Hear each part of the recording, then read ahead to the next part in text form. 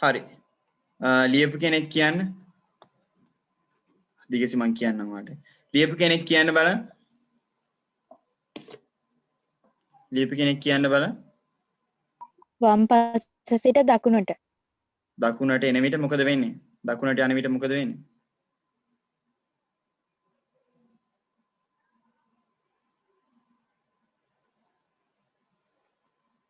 පාෂ්මික ස්වභාවය අඩු වෙන අතර ආම්ලික ස්වභාවය වැඩි. එතකොට ලියවෙන්න ඕන වාක්‍ය මොකද්ද?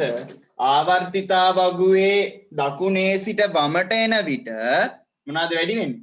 පාෂ්මික ලක්ෂණ වැඩි වේ. ආවර්තිතා වගුවේ දකුණේ සිට වමට එන විට පාෂ්මික ලක්ෂණ වැඩි වේ. දිගසි මට කියන්න දිගසිට කොතනින්ද මිස් වුනේ කියලා?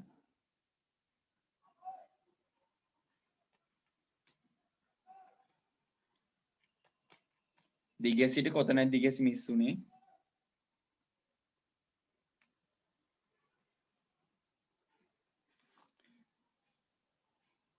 මාතෘකාවෙන් ඉඳන්. හරි. මාතෘකාව දාලා තියෙන්නේ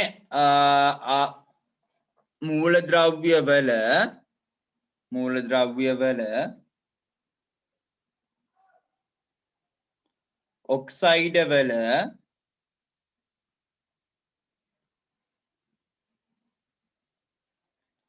ආම්ලික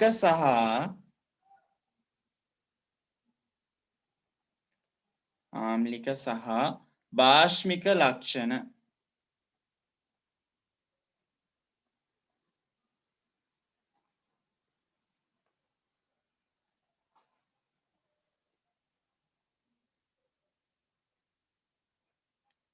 හරිද? ඊට පළවෙනි තර ලකුණ දාලා ලියන්න දිගැසි. පළවෙනි තර ලකුණ දාලා ලියන්න. ආවර්තයක් දිගේ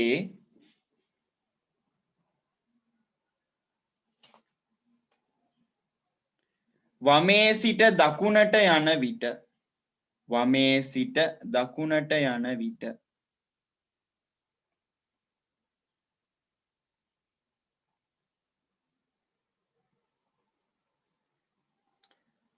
ආම්ලික ගති වැඩි වේ.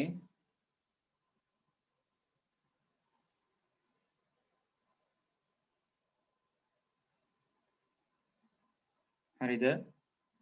ආම්ලික ගති වැඩි වේ. ඊළඟ ලකුණ දාලා ලියන්න. ආවර්තයක් දිගේ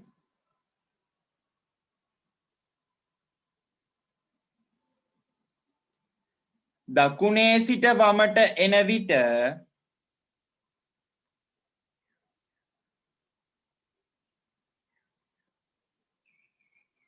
භාෂ්මික ගති වැඩි වේ.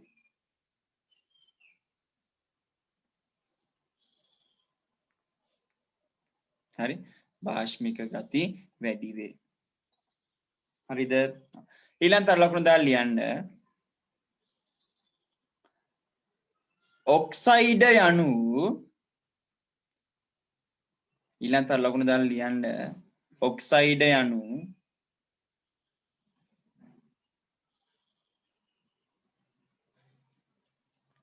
යම් මූලද්‍රව්‍යයක්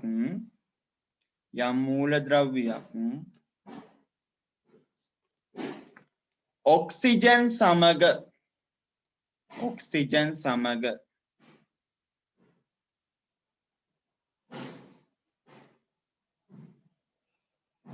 එක් වී සාදන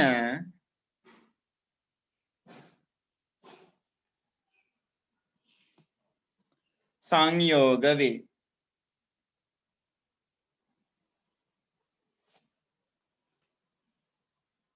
යන උදාහරණ කියලා දාලා සෝඩියම් වල ඔක්සයිඩය සෝඩියම් වල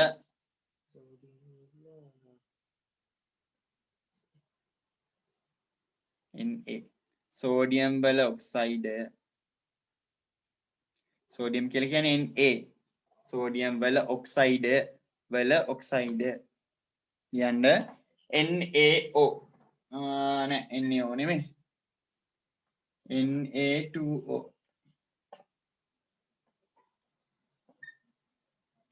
හරිද ඊළඟ ලියන්න කාබන් වල ඔක්සයිඩය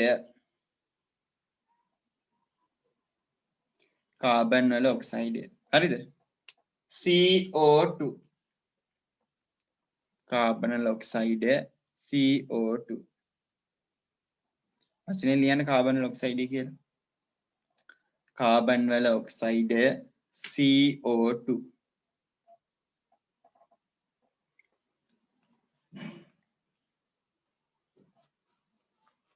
හරි හරි ඊළඟ තර ලකුණු දාලා ලියන්න ආවර්තිතා වගුවේ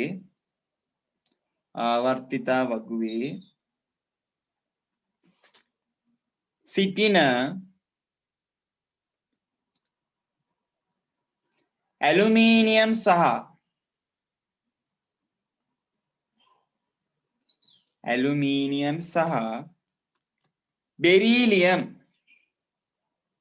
ඇලුමිනියම් සහ බෙරීලියම් බලන්න ලියන්නේ Al සහ Be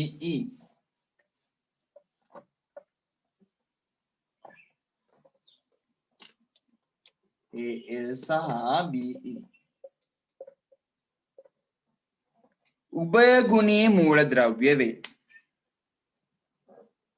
උභයගුණී මූලද්‍රව්‍ය වේ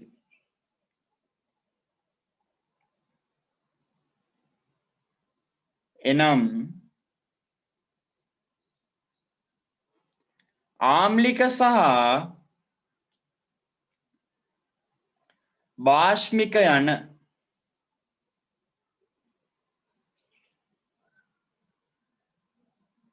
ගති දෙකම පෙන්වයි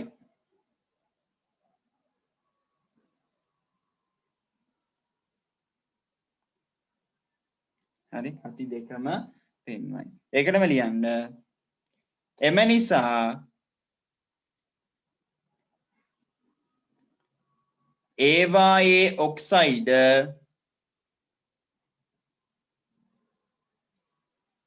මොනවා කියලාද අපි ඒවට කියන්නේ ආම්ලික ඔක්සයිඩ් භාෂ්මික ඔක්සයිඩ් උභයගුණී ඔක්සයිඩ් අපි ඒවට කියන්නේ ඒවට අපි කියනවා උභයගුණී ඔක්සයිඩ ලෙස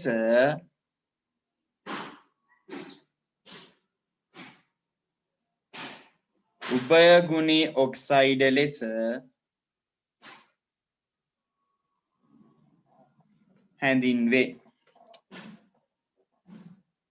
යන්න යටින් ඇලුමිනියම් වල ඔක්සයිඩ් Al2O3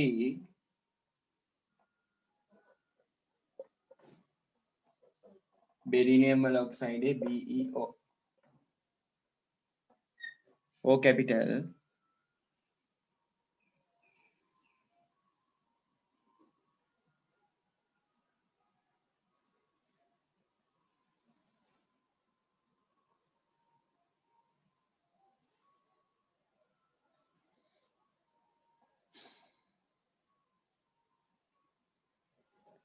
अरे एल्यूमिनियम ऑक्साइड सा बेरिलियम ऑक्साइड देखिए वरना भी हमें एल्यूमिनियम ऑक्साइड सा बेरिलियम ऑक्साइड इधर मैं तीन हरिद इलांता लोग में डाल लिया अंडे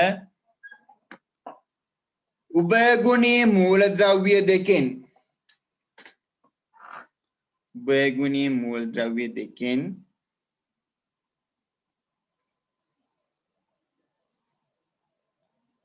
वामपस ऐति मूलद्रव्य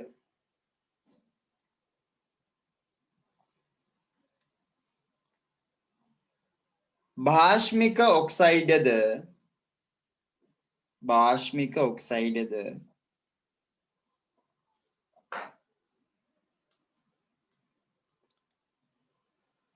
दकुणु पस ऐति मूलद्रव्य वलिන්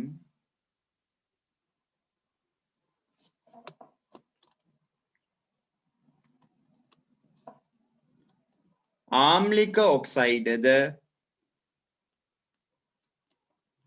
सादයි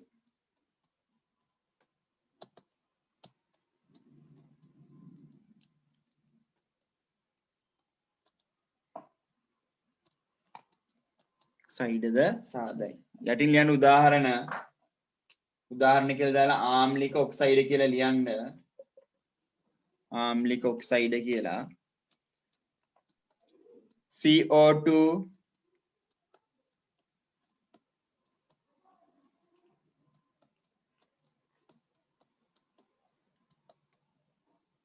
CO2 ඊට පස්සේ N2O3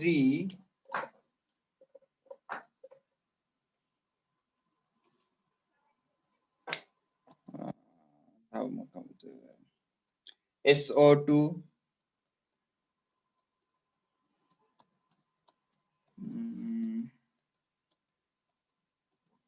තව ඔයයි යන භාෂ්මික ඔක්සයිඩ කියලා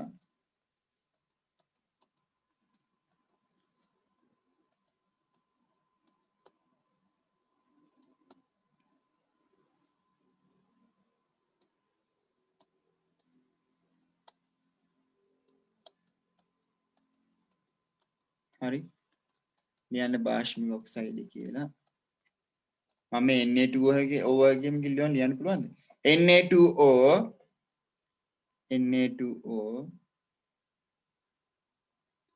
MgO හරි ඒ ඇති හරිද එතකොට ළමයි අපි කොහොම කියනවනේ කොහොම කියන අපි කතන්දරේනේ හරිද දැන් ඇඳ ගන්නකො බලන්න ආවර්තිතා වගුවක් ආය පොඩියට ටක් ගාලා ආවර්තිතා වගුවක් ඇඳ ගන්න බලන්න පොඩියට ටක් ගාලා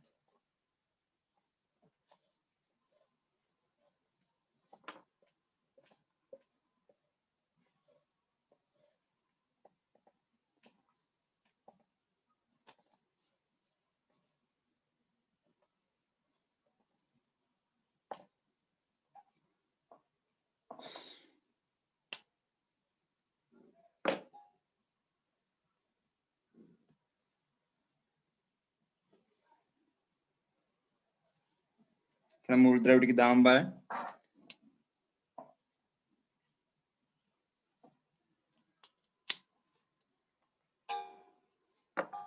තනියම දාන්න උත්සාහ කරන්න බලන්න මූල ද්‍රව්‍ය ටික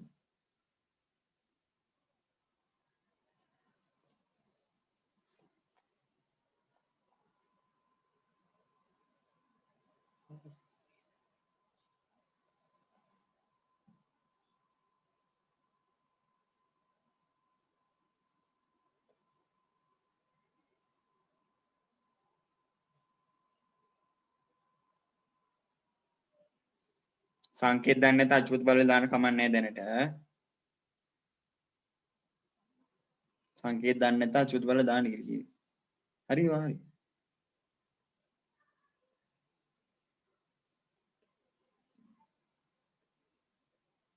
නංගි යදී NA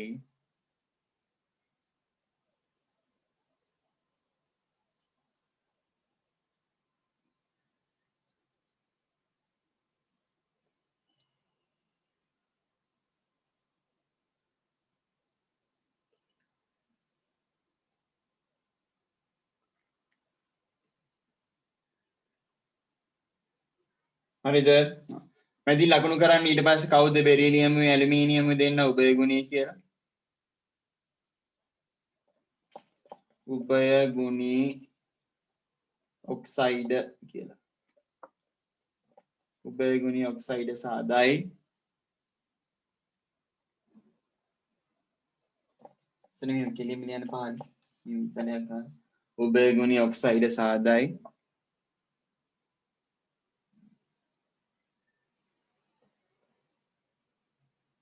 මම මෙහෙම සංගල වරහනක් දානවා මේ සංගල වරහන මෙතෙන්දම එන්න දැම්මොත් හරිද වැරදිද කියන බලන්න කවුරු හරි හිතලා මේක මෙතනින් අතර කරන්නේ නැතුව මෙතෙන්ද දැම්මොත් හරිද වැරදිද වැරදි. ඇයි වැරදි උච්ච වායු තියෙන නිසා. උච්ච වායු වල බන්ධන හදන්නේ නැහැ නේ ඔක්සිජන් එක බන්ධන හදන්නේ නැහැ හින්දා පියාට ආම්ලික භාෂ්මික ගති කියන්නේ නැහැ මෙතන ඉච්චර හරිද තෙන්න සංගල වරහන දාලා ලියන්න ආම්ලික ඔක්සයිඩ සාදයි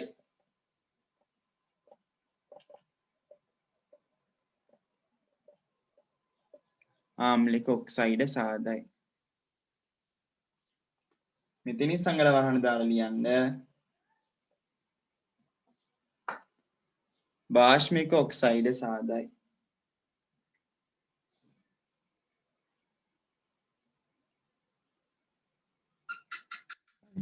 භාෂ්මික ඔක්සයිඩ සාදයි. ඒතකොට ළමයි තවත් දෙයක් තියෙනවා ඔකේ. තවත් කාරණාවක්.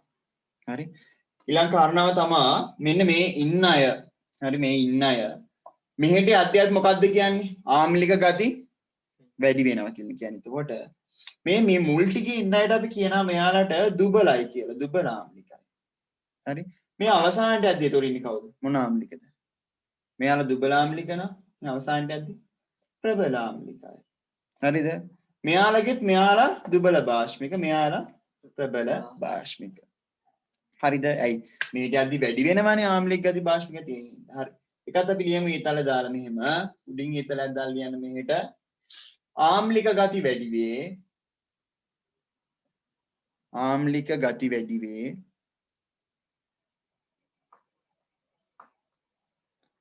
ඊතලක් දාලා ලියන්න. භාෂ්මික ගති වැඩි වේ.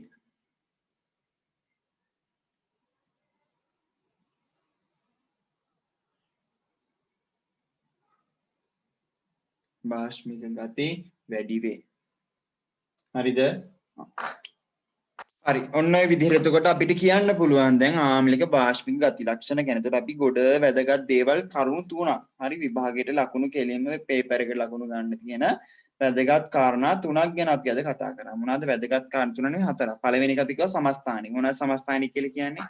එකම මූලද්‍රව්‍ය මොනවාද වෙනස් වෙන්නේ? ස්කන්ධ ක්‍රමාංකය වෙනස්. ඒ ස්කන්ධ ක්‍රමාංකය වෙනස් වුනේ ඒකේ තියෙන නියුට්‍රෝන සංඛ්‍යාව වෙනස් වෙන නිසා. මේ ඊට පස්සේ අපි කතා කරා පළමුණ අයනීකරණ ශක්තිය. පළමුණ අයනීකරණ ශක්තිය කියලා කියේ මොකටද? වායුමය මූලද්‍රව්‍ය පරමාණුවකින් එක් ඉලෙක්ට්‍රෝනයක් ඉවත් කරලා වායුමය ඒකධන අයනයක් හදන්න දෙන්න ඕන ශක්තියට තමයි අපි කියේ පළමුණ අයනීකරණ ශක්තිය කියලා. නේද? එතකොට පළමුණ අයනීකරණ ශක්තිය හරි පළමුවන අයනීකරණ ශක්තිය හරිද? පළමුවන අයනීකරණ ශක්තිය ආවර්තයක් දිගේ දකුණට යද්දී අඩු වෙනවා. ඒ කියන්නේ මෙතන වැඩි නිසා මෙතන ඉඳන් මෙහෙට යද්දී අඩු වෙනවා.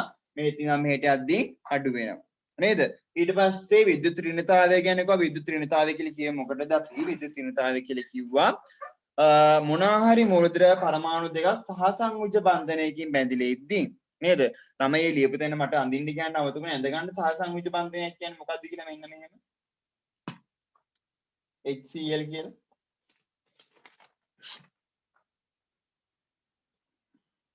විද්‍යුත් ඍණතාවය කියලා ලියපු තැන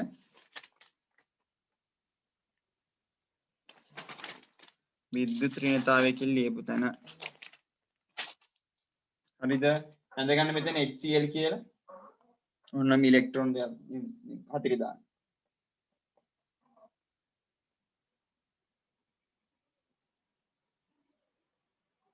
ප්‍රස්ථාර දෙවි තිබෙන අඳින නැත්තේ.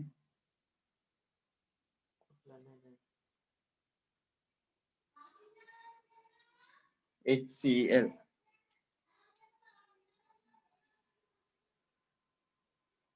හරිද? ඊට පස්සේ ලියන්න මේක සහසංයුජ බන්ධනයකි. හරිද? හරි. එතකොට විද්‍යුත් ඍණතාවය කියලා කියව මොකටද අපි? ඔහොම මූලද්‍රව්‍ය දෙකක් සහසංයුජ බන්ධනයකින් බැඳිලා ඉද්දී බන්ධනයේ ඉලෙක්ට්‍රෝන තමා වෙතට ඇද ගැනීමට ඇති හැකියාවට අපි කියව විද්‍යුත් ඍණතාවය කියලා. ඊට පස්සේ අපි මේ ප්‍රස්ථාර දෙක විචලනය වෙන්නේ කොහොමද? අපි කිව්වා එතන ඒකේ අපි මෙන්න මෙයාලට අපි අරගන්නේ නැහැ විද්‍යුත් ඍණතාව අර්ථ දක්වන්න හේතු වල බන්ධන හදන්න නැති නිසා. ඒකට මේ ෆ්ලුවරින් වල ඉඳන් මෙහෙම ඒක විහිදෙන්නේ අරක විහිදෙන්නේ හීලියම් වල ඉඳන් මෙන්න මේ විදියට නේද? එතකොට අපි කිව්වා විද්‍යුත් ඍණතාවය ප්‍රස්ථාරයන් ඉද්දී 2යි ඊට පස්සේ 2යි 3යි 3යි 2යි 3යි 3යි 2යි එහෙමනේ යන්නේ නේද? ඊට පස්සේ අපි විද්‍යුත් ඍණතාවය ප්‍රස්ථාරයන් ඉද්දී එහෙම නෑ. විද්‍යුත් ඍණ ප්‍රස්ථාරයත් කෙලින්ම හයිඩ්‍රජන් ඉන්නවා ඉරයි කෙලින්ම එන්නේ. හරිද? ඒ බෙදෙන්නේ ආවර්ත 4ට. නේද? ආවර්ත 4ට බෙදෙන්නේ. ඒකට ඔන්න ඔය විදිහට ළමයින්ට පුළුවන් වෙන්න ඕන ප්‍රශ්නයක් දුන්නොත් එහෙම ඔය වගේ දේවල් කරන්න. හරිද? එතකොට ළමයි දැන් ඔය ඉගෙන ගත්තාට අපිට හැම පේපර් එකේ තියෙන හැම ප්‍රශ්න උත්තර ලියන්න බෑ. හරි හේතුව විභාගෙදී ප්‍රශ්න ඔයාලගෙන් කරකලා අඹරලා කරන්න ඕන දේවල් ලුණු ඇඹුල් ඔක්කොම හොඳට දාලා තමයි ඔයාලගෙන් අහන්නේ. එතකොට අපිට ඒවට මුණ දෙන්න පුළුවන් වෙන්න ඕනේ. 10 වසරේ මුල ආරම්භය ගන්න හොඳ අවුරුද්දක්. හරිද? හොඳ කාලයක් මේක. දැම්ම ඉඳන් පුළුවන් නම් තියෙන පේපර් අරගෙන පේපර් වල ආවර්තිතා වගේ ඔය වගේ තියෙන ප්‍රශ්න හොයලා ඒවට උත්තර ලියන්න බලන්න. හරි වැඩ පොත් එහෙම තියෙනනේ වැඩ පොත් අරගෙන ඒ වගේ උත්තර ලියන්න බලන්න. එතකොට ඔයාලට අහුවේ මෙන්න මෙතන මට බෑ මෙතන මට බෑ. තේරෙන්නේ නැහැ. එතකොට එයා මගෙන් අහන්න මම එතකොට ළමයින්ට ඒක කියලා දෙන්නම්. හරිද? ඔන්න ඒ විදිහට එතකොට අද පාඩම ගියා සෑහෙන ගොඩක් ඉගෙන ගත්තා. හරි තවත් වෙලාව තියෙනවා අපිට කරගෙන යන්න. හරිද? තවත් වෙලාව තියෙනවා. හැබැයි අද මම ගොඩාක් දුන්න හින්දා තවත් ගොඩාක් ඔළුවට දැම්මොත් එහෙම ළමයිගේ ඔළුවට තියෙන්නේ නැති වෙයි. ඒ නිසා මම මෙතනින් අදට පන්ති නතර කරනවා. හරිද? මට කියන්න ළමයි ඔයාලට මේ වෙනකන් අද උගන්වපු දේවල් නොතේරුණ තැන් ආපහු පැහැදිලි කරන්න ඕන තැන් මොනවාද?